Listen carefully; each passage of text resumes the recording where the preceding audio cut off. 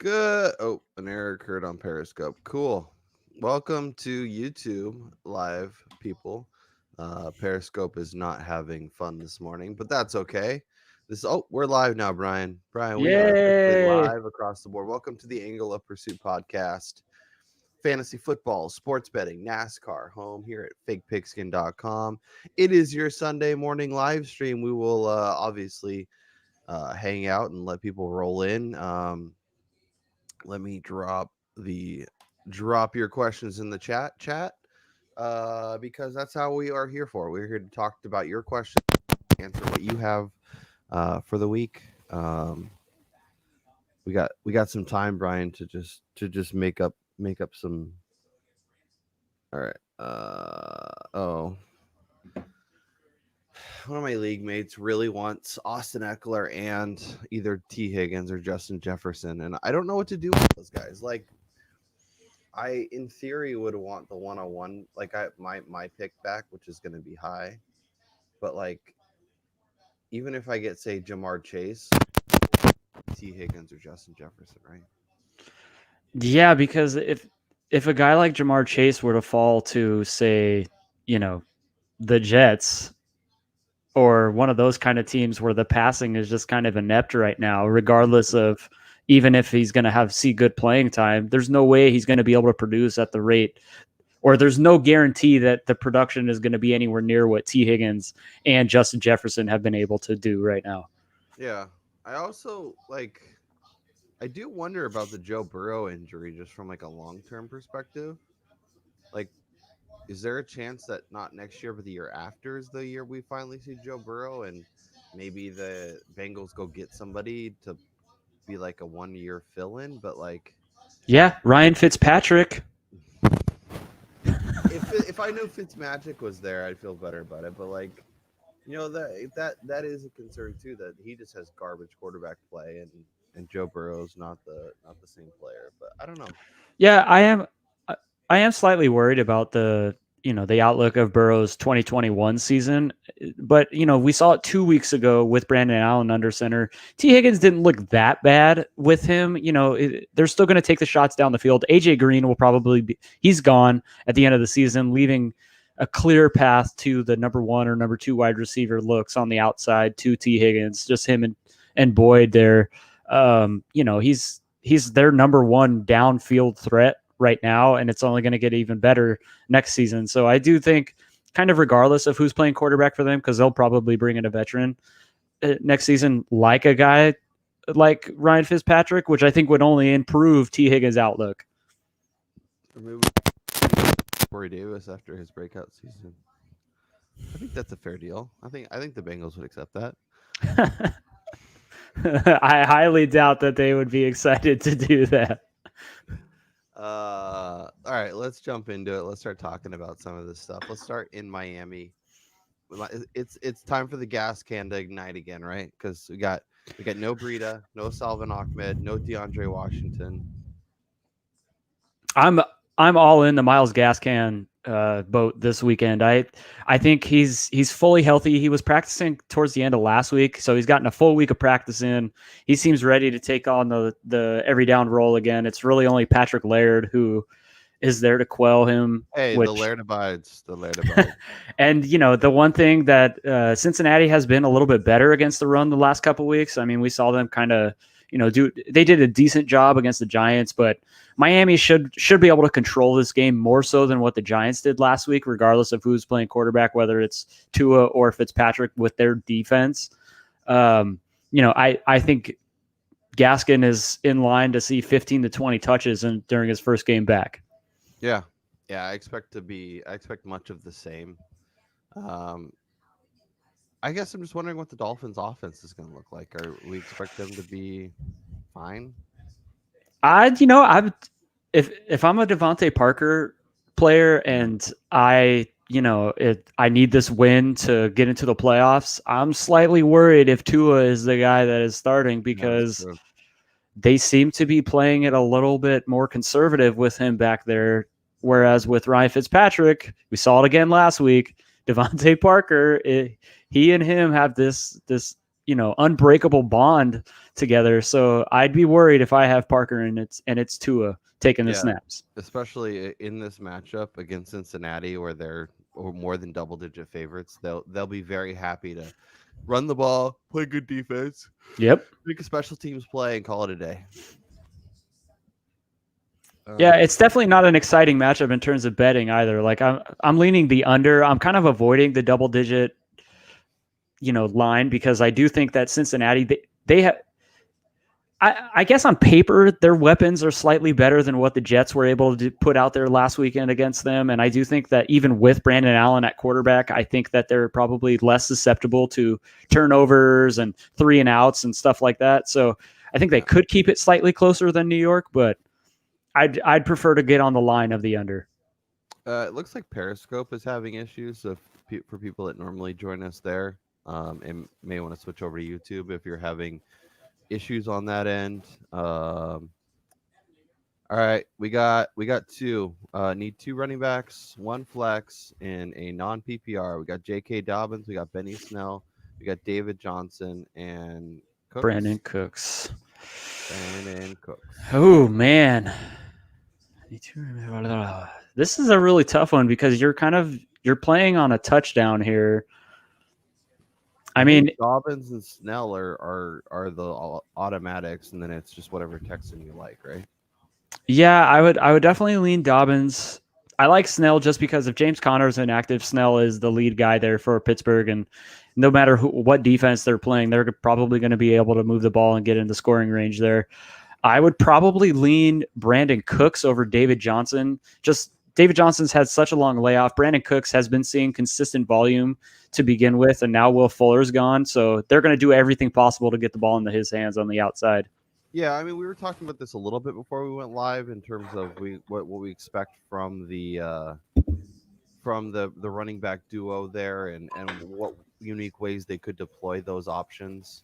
But David Johnson was so bad before. Like, if they play him as a pure PPR receiver, that could be interesting. But in this league, in the standard scoring, I think Brandon Cooks is the clear answer between the two.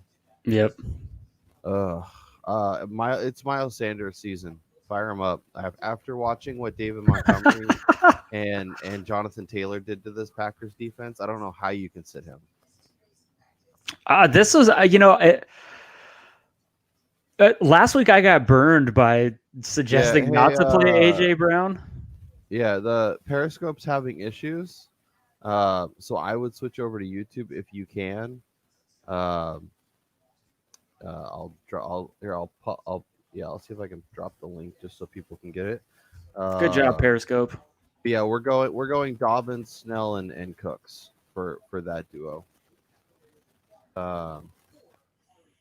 And to go back to AJ Brown versus Miles Sanders, I think it does have to be Miles Sanders because if Philly has any shot of winning this game against the Packers, they're going to have to run the ball, and they're going to have to get the ball into Miles Sanders' hands and run the ball more than 15% of their plays like they did last weekend. So I think it's Sanders just with the guaranteed touches. And of note, too, in Tennessee, the return of Adam Humphries might not be big in the news cycle, but he and Ryan Tannehill seem to be developing a really nice rapport over the first half of the year. So I do think that his return will kind of limit the target share that AJ Brown and Corey Davis see going forward, especially in this game against the Browns. Yeah. I'm with you there. I still think AJ Brown has a monster game. Yes. Cam, do we go back to him, or do we roll with Matt Stafford against the Bears? Oh man, that is brutal. Honestly, I don't think you can go with Stafford right now minus Kenny Golladay. I know he's got TJ Hawkinson, and Chicago just got burned by Aaron Rodgers, but let's be careful here in thinking that the defense is not good when you're looking at a game against quite possibly the best quarterback over the last 5 years decade or so in the NFL, and Aaron Rodgers, guy, is an absolute stud. I would go Cam Newton just with the rushing upside. Mm-hmm. Yeah, I think that's a game New England plays well and wins probably. So Cam would be my play. The one thing I will say, Brian, and this is going to be a little risky, but you're going to love this one. I played Mitchell Trubisky over both of them. Hey, I love it. I think it's great. They seem to, he's got nice rushing upside. This Detroit Lions defense is terrible. They got absolutely demolished by Houston on Thanksgiving. So why not roll the dice on Mitch? Roll it out, see what happens. Like Cam's probably quote unquote safer. Like I can't play Stafford. I'd actually rather play the Bears defense, especially with no Kenny G. Yeah. No sweet music. Uh, yeah, it's big week for a lot of us, C Dog. We gotta get those wins, whether we're starting the playoffs or getting into the playoffs or getting the playoffs rolling. The next couple weeks are gonna be crazy important. Yeah, I got a question. Which quarterback do you trust more this week? Derek Carr going up against the Jets or Mitchell Trubisky at home against the Lions? Not Derek Carr. Wow, what a world. No, it's just like I think in a perfect world, when the Raiders have a good lead, they want to run the ball and they want to control the clock and they want to, like, especially if you look at Josh Jacobs' numbers versus, in games where they're winning versus games where they're losing, he gets like almost 10 more carries per game, or 10 more touches rather. Yeah, so I think if the Raiders game goes to script, they win this game comfortably. It's a lot of running, and we can talk Devontae Booker and Jalen Richard here in a second. But um, I think they want to control the clock, especially on the road, not force their defense to do a ton, even against the lowly Jets. And I think from a fantasy perspective, I think from a upside perspective, I think Mitchell Trubisky is the answer there. Man, 2020, gotta love it. Yeah, Sea Dog. I'm not optimistic on Deshaun Watson. Not having Will Fuller, his numbers fall off pretty sizably. And as much as I like what Brandon Cooks does, the beyond there, it's a couple of tight ends, Jordan Akins, and they obviously get David Johnson back. We'll see what that looks like if him and Duke, end up as more of a glorified PPR wide receiver rather than actual running back. And back to early game inactive Kiki QT as his number 2 option on the outside. It's not looking pretty for the Texans. Yeah. Full PPR, Michael Thomas, Jarvis Landry, Debo Samuel. I think it's Debo. I love Michael Thomas this week. Again, this was his best game of the year the last time they played Atlanta. But Debo Samuel, for me, because of what they want to do with him in the running game, and this is a game that they're gonna need to be able to put points up because Buffalo is probably going to score. So I'd go Debo out of that group. Just wild. Coach, I'd love to know who else you have playing because I love all three of those guys. Jarvis has been so good. The Titans secondary isn't great against the pass.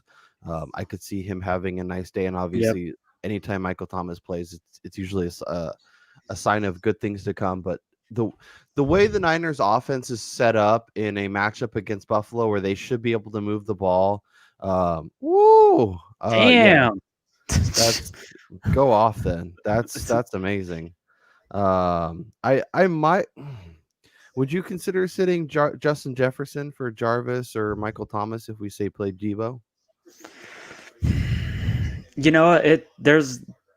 I think that's a good call, depending on how bad you need the game, because you're at least guaranteeing yourself a safe floor. Whereas with Justin Jefferson, with Adam Thielen back, if Minnesota gets out on front in this game really big, you're going to see them throw the ball 18 times. So, I would be slightly worried about that. Yeah, especially in a full PPR, Jarvis may be a safer option, but Justin Jefferson's been such a badass. I can't fault you for not wanting to put him in. We got start 2. We got Michael Thomas. We got Stephon Diggs. We got AJ Brown.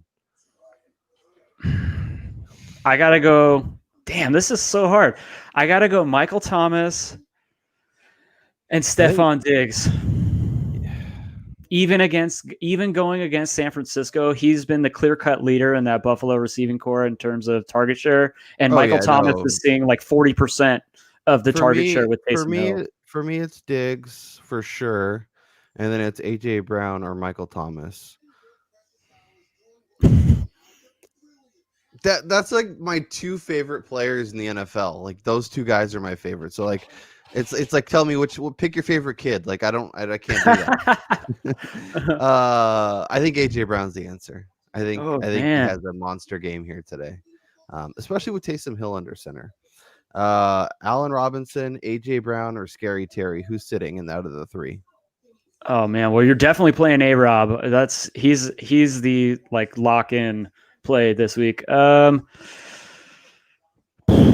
I'm sitting AJ Brown just because A-Rob and Terry McLaurin are both the alphas in these offenses, both seeing upwards of 25 to 27% target share every week. Whereas AJ Brown, there is a slight possibility that you see Corey Davis, Adam Humphries, Anthony Ferkser all get even or target. just a lot of Derrick Henry and Nick Chubb just running back and forth. And Yes, not a lot of exactly. throwing. Yeah, I'm with you. And it's even like the matchup against Pittsburgh's not great. I still think McLaurin gets so much production and so much volume headed his way that it's hard to sit him. So, hey, we saw Bollywood Brown break off a 70-yard touchdown on Wednesday. So if he could do that, Terry McLaurin should have a good day also.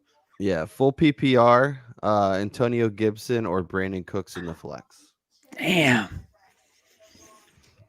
It's hard to sit Gibson at this point, right? Like we can't. Yeah, even though the matchup sucks, just so much of the volume goes through McLaurin and Gibson that it's hard to sit either of those guys, even in matchups that are less than ideal. Yeah. Because the good thing about Gibson is like, okay, between the tackles running isn't working. Let's find a way to get him involved in a screen pass. Let's get him a pitch on the edge. Let's do different things. Oh no, TJ Watt shutting down the edge. Let's go back between the tackles. Let's find they're gonna find ways to get him the ball. And I think the offense can move the ball enough to get in. Yep. We got to pick one, Brian. We got Brandon Ayuk. We got Deontay Johnson. We got the gas can. Damn. We got Sterling Shepard, and we have Jonathan Taylor. Full PPR. Gosh. All right. Well, let's start eliminating guys. I have my answer. It's probably pretty gross. Is it gas can? Yes. Yeah. We'll see. Okay. So Taylor. There's no guarantee what we're going to see there. Yeah. I mean, he's coming off a week where obviously 2 weeks ago he was incredible, but he's had weeks where another week where he was incredible and then completely fallen off. So I can't trust him, especially with the other interesting names. The Sterling Shepard is incredibly interesting to me, especially in full PPR. Yes. We've seen what Seattle does against opposing receivers. I think this is a game where the Giants are somewhat competitive, so I expect them to be able to throw enough. With Debo back, it's hard to play Ayuk too, especially with the other names. It's really just Deontay, the gas can, and Sterling for me. And if I'm going between Sterling and Deontay, I think it's Deontay. I trust him more, even though that game against the Ravens was a weird one where he was missing a lot of catches that you kind of expect him to do. I'm playing Deontay Johnson. And I just trust the volume. I trust the production. And we were talking about, we think Washington will be able to do enough here to force Pittsburgh to throw. And we've seen even in games where Pittsburgh's demolishing, like against Jacksonville, they still throw plenty. And that's what they want to do. And especially with James Conner probably out. Yeah. Or is he officially out? He's looking likely to miss the game. Yeah. It's basically he's probably not going to play, but they haven't officially done it. Yes. Anyways, Deontay Johnson would be my play. I think if gas can is a good option as well, and if you want a little more safety, maybe. But Deontay just sees tons and tons and tons of volume whenever he's healthy and on the field, and he should be healthy and on the field. And in a good matchup against Washington, I expect him to get 7 to 10 targets. Yeah, I think out of that group, Brandon Ayuk is the clear, like, let's cut him from the list here just because you don't know what kind of volume he's going to see with Debo and all the running backs back. And then the two safest floor guys for me are Gaskin and Shepard. Shepard has 6 or more catches in, I think, now 6 of the 7 games that he's played this season. So he's got tremendous consistency. And the two biggest boom possibilities are Johnson and Jonathan Taylor. It's just the unknown of what kind of backfield rotation Indianapolis is going to deploy this week is just too scary. And especially if you need this win, I think Johnson Johnson and Gaskin are the two safest, based on what they've kind of seen in touchdown equity. So that's kind of why I always lean running back, especially in full PPR. A guy who's going to get the start, see the majority of the touches. I lean running back in that situation. I get it, but Deontay Johnson has so many games with double-digit targets. When I think 90% of the ones he's played where he's played a full 4 quarters, he's seen at least 10 targets. So I can't sit that. Let's talk J.K. Dobbins. Obviously, prime spot, great opportunity. We'll see what it looks like against your Dallas Cowboys, a game at home. It is on Tuesday, so that will be strange. But even in a great matchup and a great opportunity against a team you can run on, we saw what Antonio Gibson did on Thanksgiving. Yep. Can you sit the aforementioned Antonio Gibson to play J.K. Dobbins? No, I don't think so. I don't think you can do that this week because they're still going to want to have Gus Edwards in there. They're going to want to be able to give the ball to Mark Ingram, even though they're phasing him out of the offense. And Lamar Jackson is back. And the Cowboys' running defense has actually, they've been much maligned this year, but they've actually been performing decent. Yeah. So I do think that they're a little more susceptible to the passing game. So I think Baltimore tries to get, they try to expand the playbook with Lamar Jackson this week a little bit more. They try to get him going through the air for the playoff run. And with the 3 heads back there in the backfield, splitting carries, I got to go Antonio Gibson. Yeah, I'm with you. Like, I love J.K. Dobbins, and I think he's going to have a great career, but I don't trust him. I don't trust him as much as I trust Gibson this week. Rank these for PPR, Brian. James White, Myles Gaskin, Gio Bernard. Oh, Gaskin, White, Bernard this week. Yeah, I'm with you. Like, Bernard and White are a lot closer. I think Gaskin's, especially with the lack of competition in that backfield. Yes, I think is definitely the one, and then the next 2 guys are pretty close. But yeah, I'd probably go White, and then Bernard. Although, like, New England is like Indy, right, where it's just pull a name out of a hat and that's who's starting and that's who's getting all the volume. Well, especially last week, James White had 2 rushing touchdowns. Sure, why not? Wouldn't it be nice? Like, I know there's some leagues like this where you can play team running backs, and like if we just had the Colts and Patriots, you just love life. Oh, you would be dominating about it. You just get all the production of the running backs, and everything would be great. Yeah, I think Lamar is officially good to go. There should be no reason he's on track to play. Yes. Yep. The gas can or Devontae Booker in against the Jets with old Joshy Jacobs out. Man, that is such a tough call because I've actually had Devontae Booker for over 2 weeks now on rosters, just kind of I can't say hoping, but just kind of anticipating Josh Jacobs getting banged up once again. I just feel like because every single person on the planet is on Devontae Booker this week, this is going to be a Brian Hill kind of situation where, he puts up 70 rushing yards, maybe scores a touchdown. But with both Jalen Richard and Theo Riddick active today, I think there's a possibility that Booker plays 0 passing downs.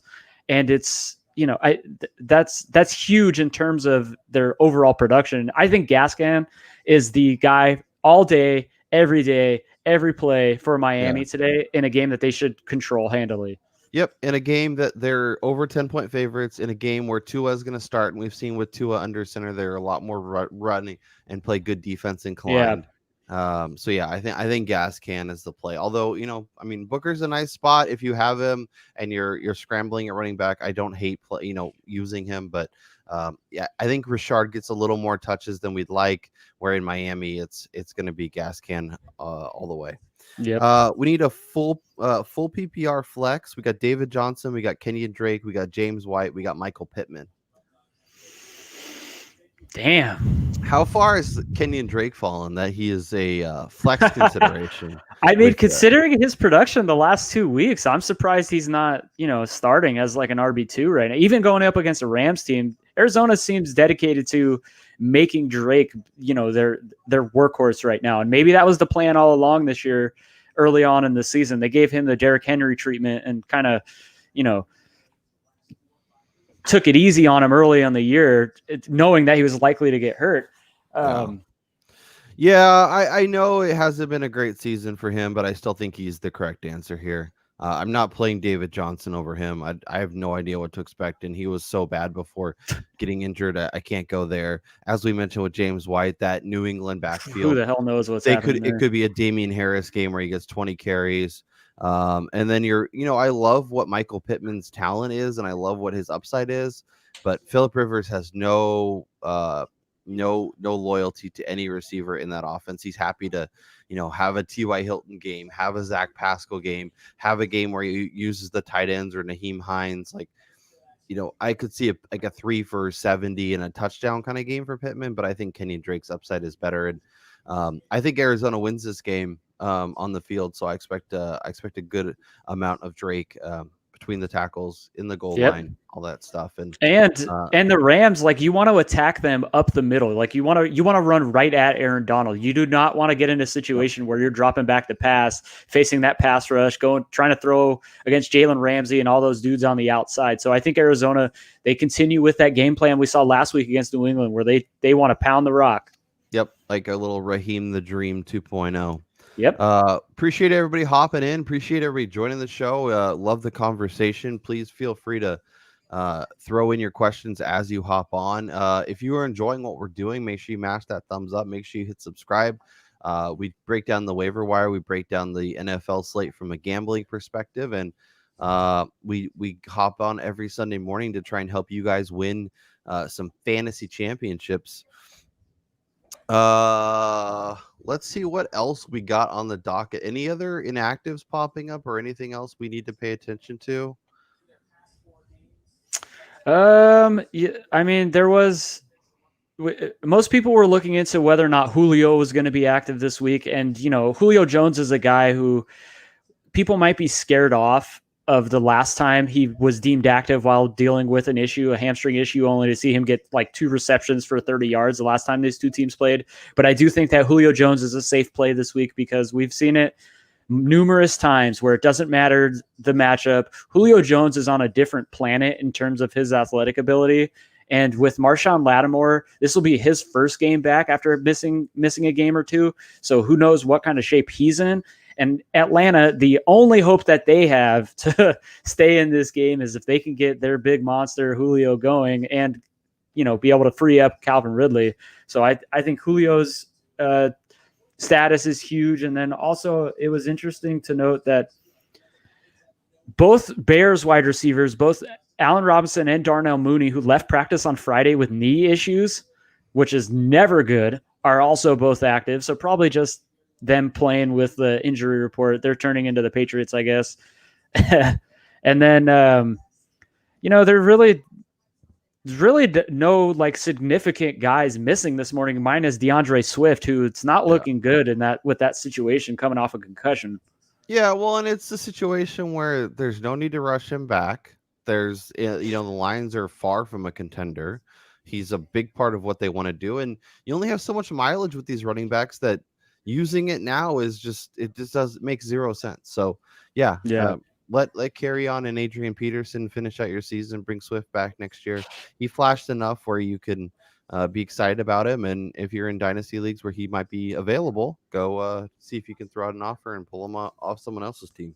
Yep. Yeah. And on the Tannehill note, I think this is another great matchup. Like, we're kind of assuming that it's going to be Derrick Henry and Nick Chubb. And that's, I envision this game. The reason why I like the under is because neither of these teams have been very good defending the run.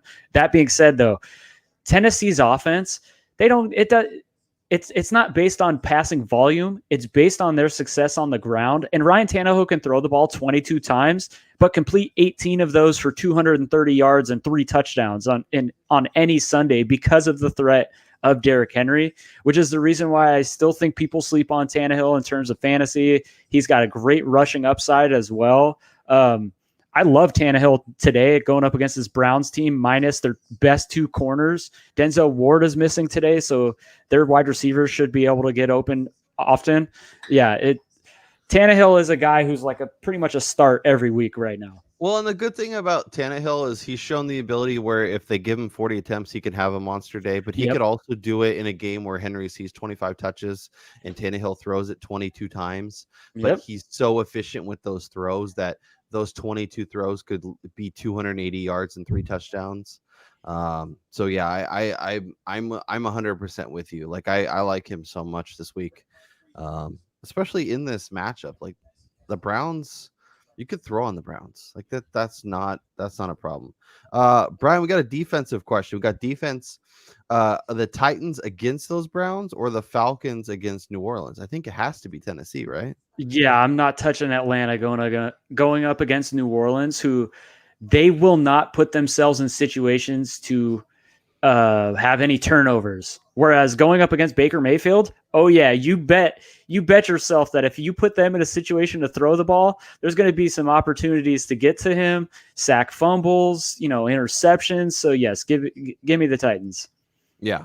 Yeah, I'm with you there. I'm actually starting the Titans in a few leagues. I'm excited to see how they I play. don't dislike Baker Mayfield at all, by the way. So No, it's not like we've had a running theme this season where uh, you talk about Baker Mayfield. yeah, I crap all over them every week. Yeah, and yeah, especially with Taysom Hill under center, I think the Saints run the ball. Staying on that Atlanta Saints game. Yeah, I don't know about anyone else or you, Kyle. I still, for the life of me, don't understand why the Falcons are. Yes, they're a 3-point dog at home, but how the hell are the Saints still plus money, -3 on the road against a team who they absolutely dominated just 2 weeks ago, coming off a game that they barely had to throw the ball and won 31-3, albeit against a team without a quarterback. But this team's defense is playing their best of the season. Their offense is rolling. They haven't even had to use their best offensive weapon, Alvin Kamara, the last 2 weeks to win these games. How on earth are they only a 3-point favorite going up against this Falcons team? that's the terrifying part right there, because that's what we said about the Raiders last week and what happened. That is very true. Very true. I'm sure I will probably lose lots of money on the Saints today. So, I mean, would it be an NFL Sunday without us losing some money? Like yeah. we need to lose some bets. Like everything has to be a balance out. At the Niners are, in terms of a running back core, seem to be at full strength. Raheem the Dream has been back looking solid. Tevin Coleman's back this week. McKinnon, is it Mostert or bust in that backfield? I know early on in the year, I was definitely skeptical about the rotation that we were going to see, and I didn't really want a piece of the backfield, but I do think that this is Raheem Mostert's running back room. I think there's going to be sprinklings of Coleman, Jeff Wilson, Jerick McKinnon, but when it comes down to it in the tight games, I think this is Raheem Mostert's team, and he is the clear-cut number one there. Yeah, and I like him against Buffalo. I think he has a nice game here. Your boy Zach Moss finding the end zone this week? No, not against San Fran. That defense is playing really good right now. And San Francisco is one of those scary teams going into the playoffs that their defense is getting so healthy right now that they're not going to be a team that anyone's going to want to face. All right, I have a couple betting questions for you. So I'm on the Jets plus 7.5 and the money line because I'm a crazy person. I have a three-way money line parlay. I have New England against the Chargers. I have Arizona versus the Rams, and I have New Orleans versus Atlanta. Who ruins it for me? It's got to be the Saints. I mean, we're all over New Orleans. It's got to be them, right? And then I have a 4-way tease, a 7-point tease. I have Kansas City -6.5. I have Seattle -3.5. I have Arizona plus 9.5, and I have Minnesota -3. Who ruins it for me? Well, we've seen it before with Kirk Cousins. I could see Jacksonville staying in this. Oh God, it's gonna be a long day, isn't it? I think so. It's interesting enough. I don't think Mike Glennon is really that good at quarterback, or is really better than the Minshew. or Jake Luton. But the one thing that I do think that Jacksonville has a decent opportunity in this game is the fact that Minnesota really struggles getting to the quarterback. So they haven't really been able to create pressure. So I do think that he'll be able to stand back there. DJ Chark is back to this week. Keelan Cole looked really good. Colin Johnson made a name for himself. James Robinson is absolutely balling out. So, this is an interesting line right here with Jacksonville getting double digits. Yeah, and the Colts is somehow at 3 instead of 3.5. I would be betting my mortgage. Just kidding. I wouldn't do that. I do like the Colts quite a bit. We need a full PPR, Brian. We need one. We need Devontae Booker, Clyde Edwards-Helaire, or Cole Beasley. I'm guessing of the three. So I'm going to remove CEH. There's actually some question of whether or not he plays this week. He's battling. Looks like he's sick again, I think. And to Kansas City, that team runs through Patrick Mahomes. I'm staying away from their running back room. I got to go Devontae Booker out of that group. Yeah. It sounds like CH has a stomach bug, and he's, even if he plays, I could see a lot more Le'Veon Bell than anyone wants to see. I think Devontae Booker, even in a full PPR, like Cole Beasley could have a nice game, could see a bunch of volume. But I trust Booker from a safety standpoint. And as we mentioned, with CEH battling a stomach bug, I think Booker is the answer there. We got about another almost 10 minutes. So if you have questions, feel free, drop them in the chat. We'll keep this conversation rolling before we get out of here. I just got a little tidbit of news here. So it's looking like Chris Boswell, he's been downgraded to doubtful for the Steelers tomorrow. If Pittsburgh's going to be without their kicker, you're going to see a lot more. Yeah, you're going to see a lot more fourth down conversion attempts. You're going to see a lot more, going for two, which opens up possibility of more points for a guy like Deontay Johnson, going back to one of our first topics here. So that I think that makes Deontay Johnson an even safer play this week. Yeah, no, I like that. And make sure that if you are in a kicker league that you have Chris Boswell out of your lineups.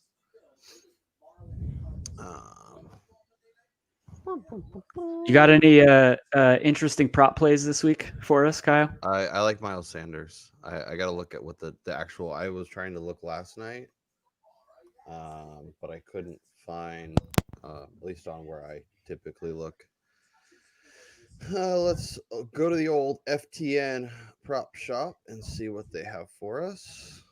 All right. While you're looking for that, let me just say that Ryan Tannehill, his rushing yards total is only 10.5. I think that's like criminally easy right here. Tannehill has shown the ability to, break off huge runs. And with Myles Garrett back, it's going to open up a running lane for him in terms of if they're able to get pressure on him, you could see him escape the pocket and, escape up the middle. I think he gets that in the first half. Miles Sanders rushing total is between 61.5 and 64.5. I'm pounding the over there. Yes, please. His receiving total is 13.5 to 15. I will also like the over there. Receptions over 2.5. I will take 3 or more. I like that. And his plus money to score a touchdown. I kind of like the 2 touchdowns, 8 to 1. If you can get it at 8 to 1, I think I would take it there. Even 7 probably. Yeah, I like those. And then one more for everyone, which you'll never see this ever again. Alvin Kamara's receiving yards prop this week is only 20.5. Under. Okay, everyone could bet the under, but I do think that this week we see slightly more Kamara.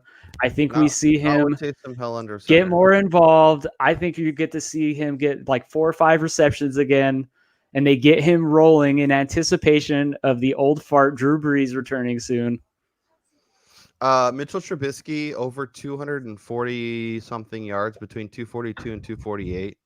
I think he can get to 250, and the over for his the over under for his touchdowns is 1.5. I will take the over there too. Those are passing. I think 250 yards and two passing touchdowns is absolutely on the card for Mitchell Trubisky. That's ridiculous. Money, just go take it. Oh yeah, and then just for everyone's knowledge here, I'm like I think I've lost my marbles this week, so that way everyone has it on record. I bet the over receiving yards prop for Brashad Perryman and Denzel Mims, both around 50.5. I got the over on the Henry Ruggs receiving yards prop. I think it's sitting at 38.5 right now. And then I also have over Sam Darnold rushing yards prop, which is 12.5 yards because he also likes to run and he can escape out of there. So as you could tell, like I like to torture myself with the Jets. Mm-hmm. Also, shouts to the NFL for having 6 games in the morning, 4 games or 5 games in the afternoon, 2 games on Monday and 1 game on Tuesday. This is glorious. Let's make this the norm. I know, right? Like especially with the Monday days aren't as easy, but like spreading them out over a couple windows, I think makes sense. Especially since so many of us have either the red zone or multiple screens or something where we can watch a couple games at once, and trying to shove all of them into a small window makes no sense. Yeah. Oh, it looks like we got another question here. Naheem Hines, Jonathan Taylor, or Jarvis Landry? Full PPR flex. Jarvis is the name that comes to mind for me.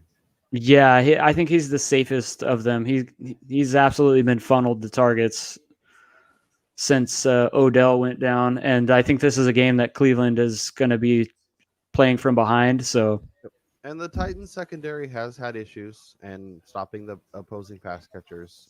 So I like that quite a bit. Do you like the under in Cincinnati, Miami? It's currently set at I just saw it. Where'd it go? 43. yeah, I like this game to be somewhere in terms of like 26-10 or 27-13. Yeah, I think that's a good underplay. Okay. If there's no more questions, I think we can hop up. Yeah, no worries. Happy to have you join us. Happy to have you keep the content rolling. And feel free to get back at us on Twitter at our handles here at Notorious KRO or at Greasy Rules 14. If any of our advice comes back to bite you in the ass, feel free to rip us a new one. Yeah, no, we're often wrong, so it won't affect us very much. But we're happy to provide our insight and where our heads are at, and we do use real information and logic. Does it always work? No, but for the most part, it seems to pan out pretty well. So appreciate everyone hopping in, enjoying the show. Like I said, if you're enjoying what we're doing, make sure you subscribe, turn on little bell notifications so you know we go live, all that good stuff. But for Brian Twining, I'm Kyle Robert. Good luck today. Good luck into the playoffs if your team's getting there. And go win yourself a fantasy championship. We'll talk to you all next time.